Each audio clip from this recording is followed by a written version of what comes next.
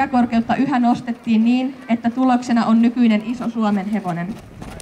Pienhevosia ei ole tänäkään päivänä kantakirjattuna kuin noin 500 yksilöä.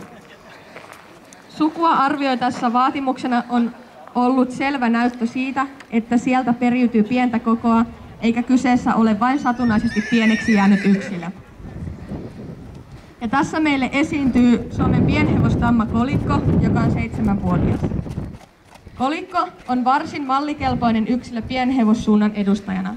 Kolikon isällä Villerillä on vain 9 jälkeläistä, joista jo 3 on kirjattu piensuunnalle. Kolikon emälinja on myös vahvasti pienhevospainotteinen.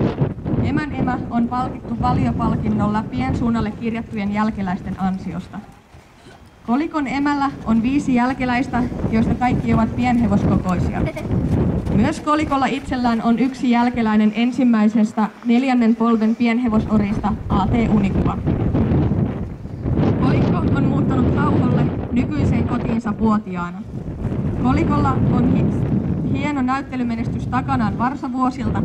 Onhan tamma palkittu ykköspalkinnolla useasti vuosien varrella. Kolikko on pääasiallisesti ratsu, mutta osaa myös ajohommat.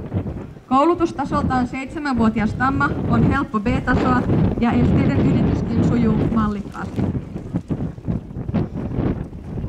Luonteeltaan tamma on kiltti, nöyrä ja miellyttämisen haluinen, vaikka ponimaista pilkettä silmäkulmasta löytyykin. Kolikon selkään voi laittaa aivan vasta-alkajankin, mutta tammalla on annettavaa myös pidemmälle edenneelle ratsastajalle. Tänään Kolikko esiintyy naisten satulassa ratsastajanaan Heidi Puronen. Hevosen selässä oleva satula on yli 100 vuotta vanha.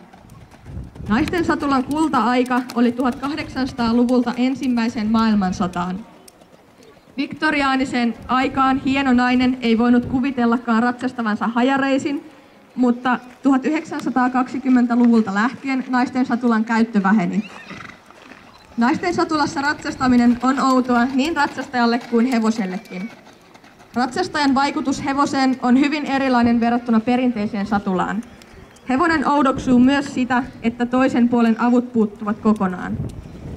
Ja tämä kyseinen ratsukko on treenannut tätä ratsastuslajia vain 2 kertaa ennen tätä näytöstä, joten kuten nyt nähdään, niin melko hienosti tämä hevonen siihen on sopeutunut.